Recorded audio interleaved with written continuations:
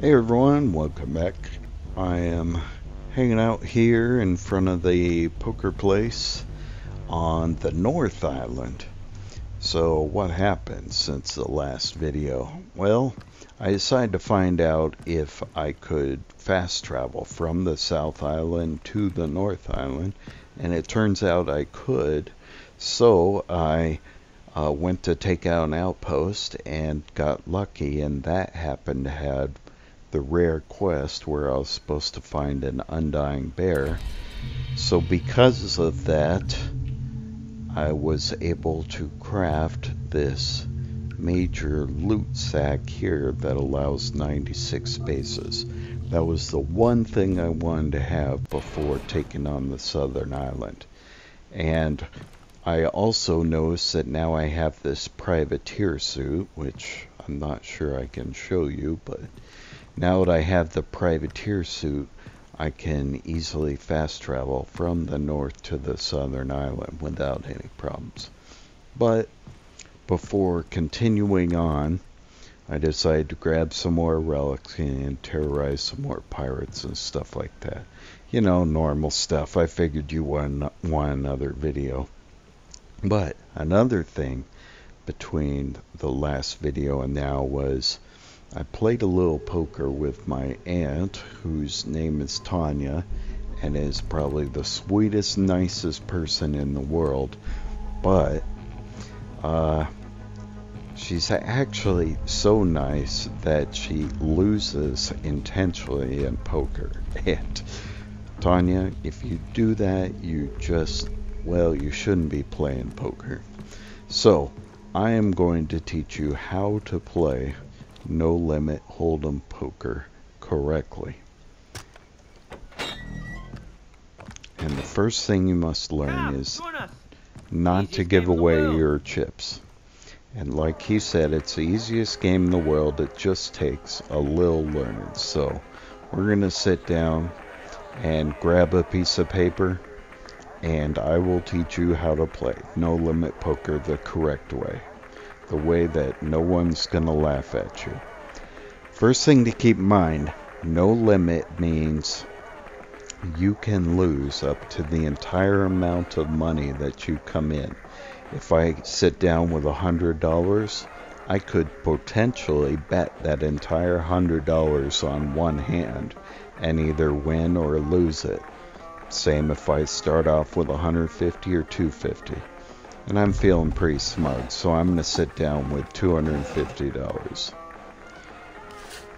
Now, I'm not a professional. I'm not a Daniel Negreanu or a Phil Ivey or any of those other professional poker players you've seen on TV, but I can hold my own, and I think I'll be able to give you the basics.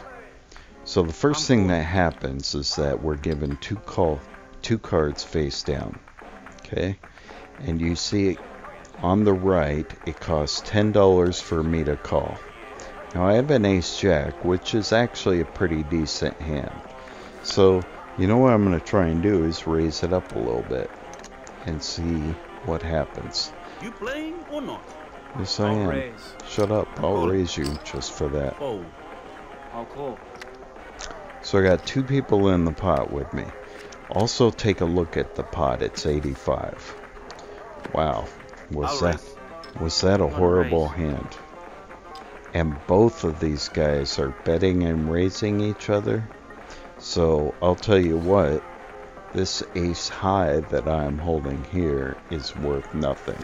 So I'm going to fold it and let these guys duke it out. Fold.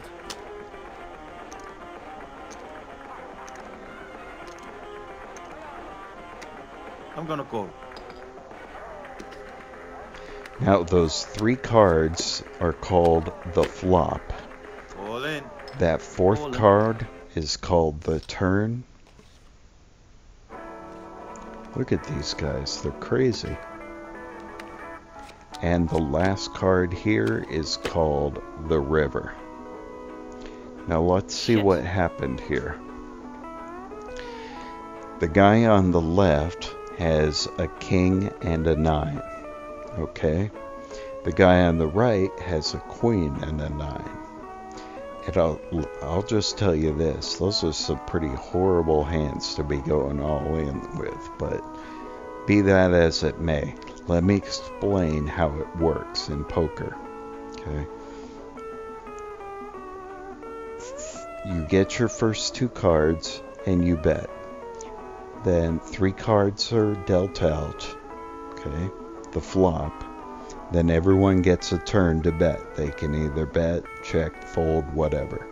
Then the turn comes out. That's the 4th card here, the 2 in this case. Everyone bets, checks, folds, whatever they want to do. Then the river comes out. Then everyone gets a turn to bet again. Then everyone turns up their cards, okay? And this is how the winner is determined. You take the 5 cards here, which is called a community pot, and everyone matches their cards against the community pot. This guy matches his king 9 against what's showing here, and this guy matches his queen 9 against what's showing here. And everyone takes the best 5 cards, and whoever has the best 5 cards out of the 7 cards, the 5 cards here plus the 2 cards in your hand, is the winner. So let's see, for example, what happens. Joel, which is this guy here on the left, he had a king and a 9, right?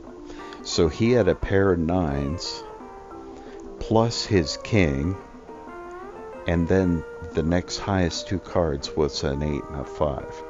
Okay, now the guy on the right here, Abdul, he had a queen and a 9, so he had a pair of 9s, but then his next highest card was a queen. So because this guy's card was a king, which was higher than this guy's card, which was a queen, he ends up the winner. And since they all went all in, this guy got all that cash, $535. And this guy lost all his money. And he is now going to sit on the sidelines. Okay? If you need to pause the video and review this, just to understand how the betting works, go ahead. You can always rewind and start over. But just to review, it's the best 5 cards out of the 5 that are showing here and the 2 that are in your hand. Alright? So hopefully you understand how the best poker hand is determined at this point. And from this point, I will review it and then show how the betting works.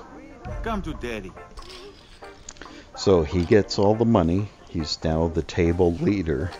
And this guy, because he was stupid enough to bet his entire stash on that horrible hand, he gets to sit out. I'm folding. I'm gonna call. He folds and he calls. Now, I have a 2 and a 9 suited. Suited is when you have 2 of the same suit. I have 2 hearts, so that means they're suited. If I had like a 2 of spades and a 9 of hearts, that would be offsuit. Play your turn or lose it. You guys are all really freaking annoying, aren't you? But this is actually a very bad hand, but you can see it.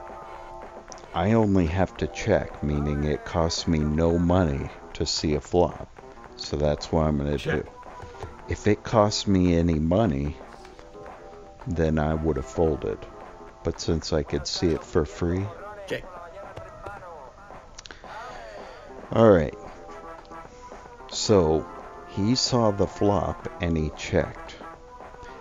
Now, if he checks, that tends to mean that he doesn't have anything. So I'm going to see if that's true or not by betting into the pot. You playing? I'm going to bet 15 into 20. And I'm expecting him to fold. I fold. And there you go. Just because I bet, I won. Even though my hand was horrible. Alright. I mean, I did have a pair of twos, but that's nothing because of all the higher cards on that are showing. Okay, there's the 2 down cards. I'll raise. I have Queen Jack offsuit. Not a horrible hand, but not a great hand either. I'm just gonna fold. Take it. I'm gonna call. Okay, now these 3 cards are being dealt, just for review. What are those called? Check. I'll raise you. I fold.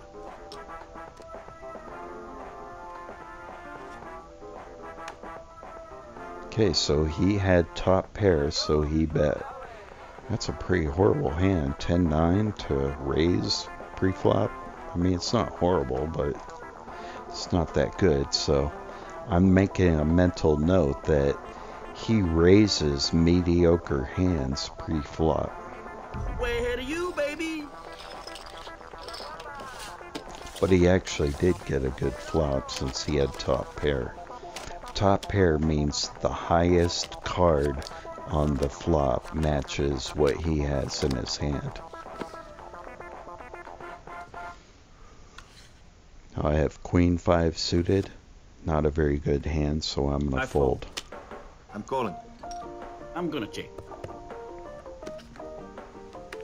Okay, first 3 cards are called what? The flop. I'll check. I'll raise. Fold. Notice how the first person to bet is generally the person who wins the hand. See, look at his cards. 10 and 4. That was horrible. But he's the one that bet instead of this guy. If this guy bet, most likely that guy would have folded. So anyway, just keep that in mind.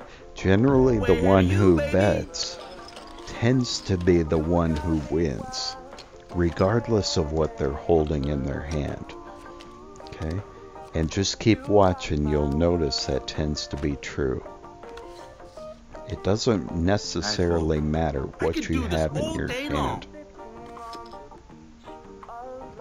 So this guy's raising me. And he had a pretty crappy hand the last time he raised.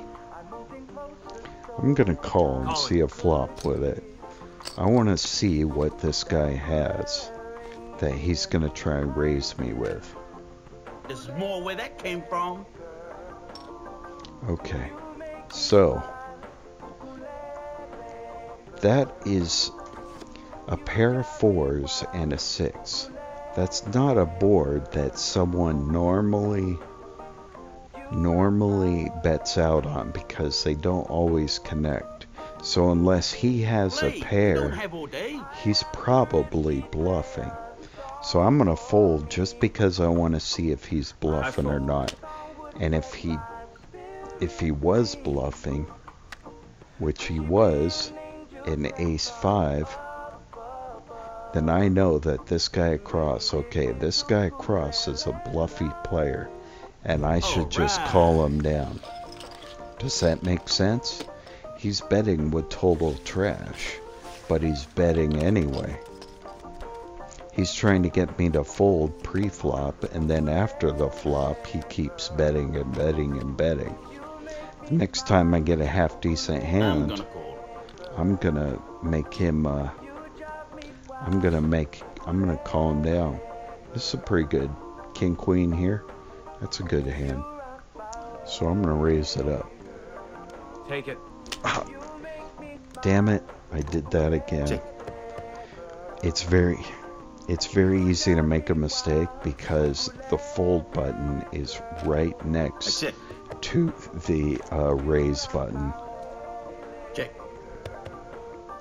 That's too bad because that's a great flop too. I have a chance at a straight, and there's top pair. I'm gonna check.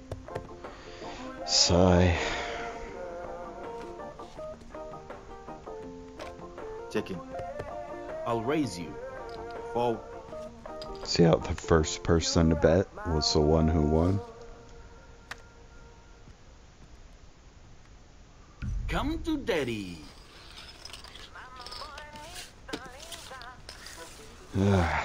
Okay. I hate how they put the fold button right next to the raise button, but it's nobody's fault but my own that I folded that great hand. Let's take a look here. 10-2. Not a good hand at all. This time I should fold. I raise you. I'll call. So, what are good hands? Pairs? Frankly, any pair, but obviously the higher the better. Ace, a pair of aces is the best hand, followed by a pair of kings, then a pair of queens. I'm gonna check. I'll check. After that, your best hands to get pre-flop are like ace blank. I'll raise. And once again, ace king would be the best, especially if they're suited, followed by ace queen and ace jack.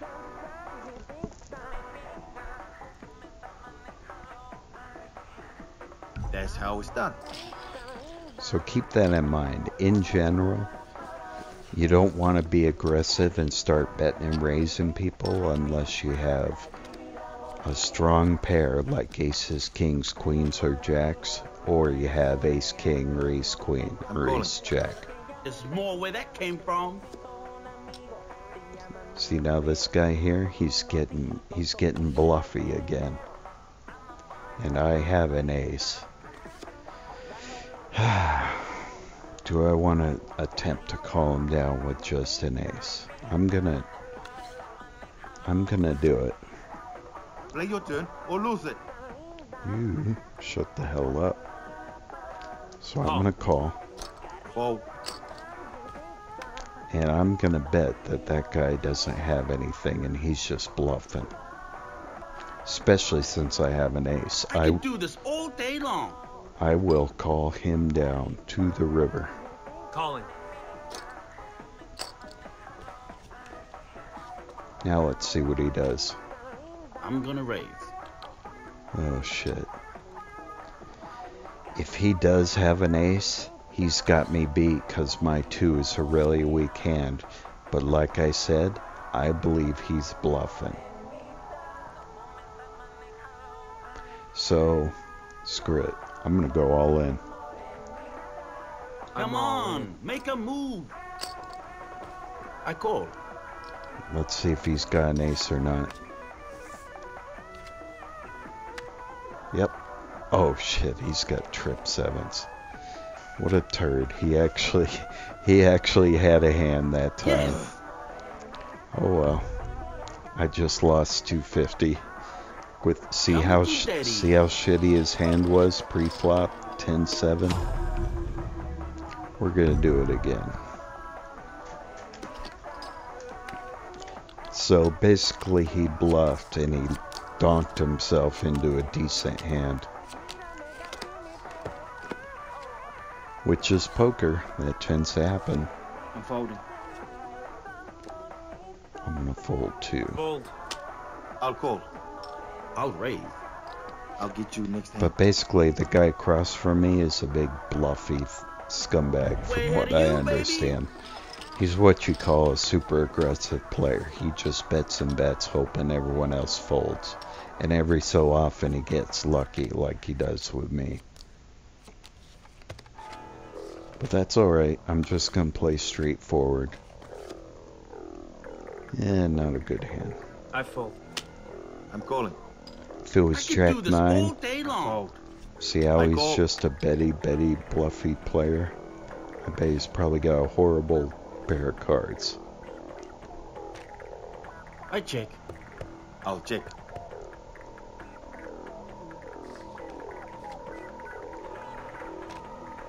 Check. I'll check. What happened to the guy on the right? Isn't he playing? Oh, I guess he folded. There's more where that came from. I fold. Well, let's see what he had. So basically he picked up a pair of 8s,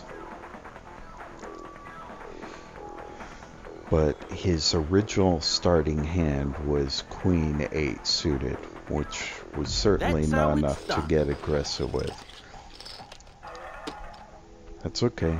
Against aggressive players, the way to play is to just be straightforward. Let them take the cash until you get a good hand.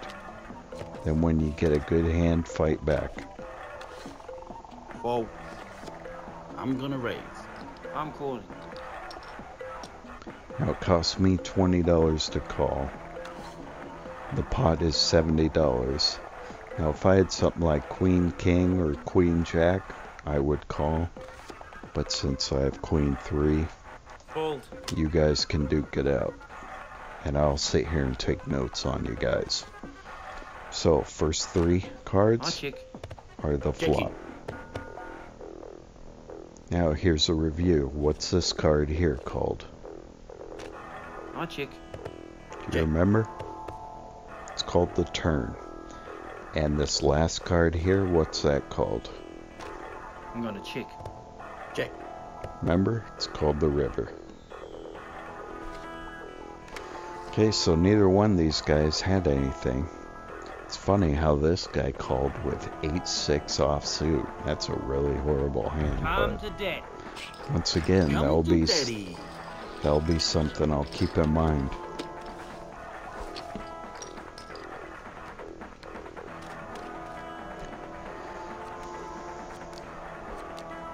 So now you know the flop, turn, and river, right? So now I'm gonna teach you betting. I'm calling. Keep I'm it. calling. The way to bet is based on the size of the pot, or the decision whether to call, raise, or whatever. The decision whether to call or raise is based on your hand, but the decision. Play already. Call. Okay, shut That's up. Okay. Now I have a 10-9 suited, which I might be able to get a straight or a flush with, so that's definitely worth seeing the flop for. Now, let's take a look at the flop. There's an ace of spades and a 5 of spades. So with my 10 of spades and 9 of spades, I have a good chance of getting a flush. So I'm gonna bet out. Make sure I don't hit the full button. Now, here's how you bet. Playing or not? You always bet multiples of the pot. If you're going to bet, you always have to bet at least half the pot to a maximum of a full pot, okay? See how the pot is $40? I'm going to bet at least half the pot. So in this case, I'm going to bet 20 into a $40 pot. Make sense? Let's sweeten the pot. I'll get you next hand. I'm folding. I'm calling. Okay, cool. So, I managed to get rid of 2 of the people, so it's just me and him. And if I get a spade, I'm in good shape. Now, let's take a look at the pot again. Now we have 2 aces on the board. If he called with an ace, I'm in trouble. So I'm gonna check this time. Or I could do what's known as a mini bet, just to keep him from betting a large amount at me. But I'm not gonna do that. I'm just gonna check. I'm gonna check.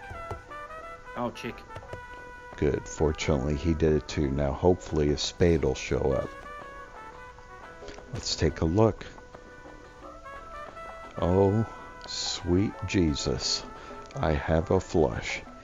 Now, it's still not a great hand. I mean, there's always a chance that he could have a better flush. Say he had Queen Jack of spades. Or he could even have a full house since there's a pair on the board. Play. We don't have all day. But I'm still going to bet anyway and see what happens. And basically, if he raises, well, I'm in trouble. So I'm going to bet 50, which is a little more than half the size of the pot. $50 into 80 and see what he does. Raise. Cool. Let's see what he has. Aha. I win. Good hand. Now, let's take a look here. he had a 6 and a 5, and he called because he connected with a 5, which to me is pretty dumb, especially since there's an ace on the board, but I'm not complaining. And he just called, and he just called all the way down. So the guy on the right is what you call a call station. If he connects, even with a small pair, he's going to call no matter what you bet. So when you get a good hand like I have, you just bet, and you'll win. I can't believe I won. Do you also understand how I had the hand I had and I had the hand he had? Review if you need to, but just remember it's the best 5 cards out of the 5 on the board and the 2 cards I'm holding. Hope that makes sense to you now. I'm gonna fold this. Not a great hand. I'm calling. Call. Okay, notice the pot is 90. And there's the flop. I'm folding. The guy on the left seems very sure of his hand. And all he had was king 3 suited, and he bet it with bottom pair, so... Come to daddy. Well, something to keep in mind. They will bet and raise with high card. So, what have I learned? The guy across from me is very aggressive pre-flop. The guy on my left seems kind of aggressive pre-flop too. And the guy on the right is kind of a call station. If he connects, he will just call and call, no matter how good or bad his hand is. Bad hand. Fold. I fold. I'll call. I'm gonna raise. I'll raise you. There goes I'm Mr. out. Bluff, I pre-flop. call.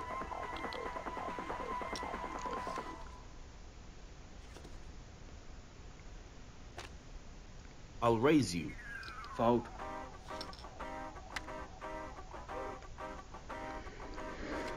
See? Okay, now he actually had a hand, ace-king, that was worth raising pre-flop, but he didn't hit anything on the board.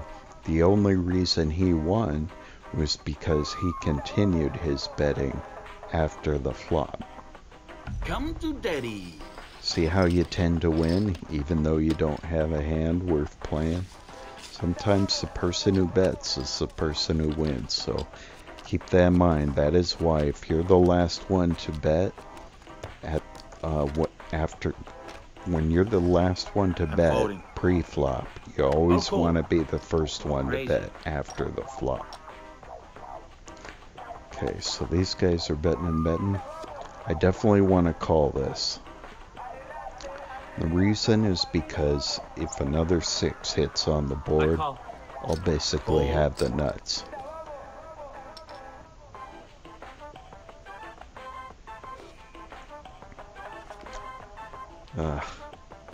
Basically, All in. damn. This is tough. If I didn't have this guy waiting to connect, I would call this, because I only need to call 40 for a $115 Your pot. turn. I'm gonna call. I call. I'm folding. Thank you. Oh, he did connect. Damn it. Well, best I can do is hope for a 6, and I didn't get it.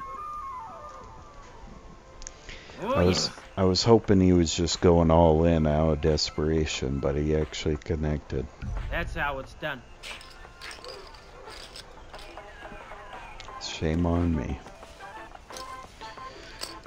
Alright, so we're getting about a half hour. So after this hand, I'm going to pause it, and then we'll continue from here. I hope you have at least the basics of how to determine what your hand I'm is gonna raise. and how to bet. Take it. So now that I've folded, I'm gonna call. I'm going to stop this video and we'll continue next time.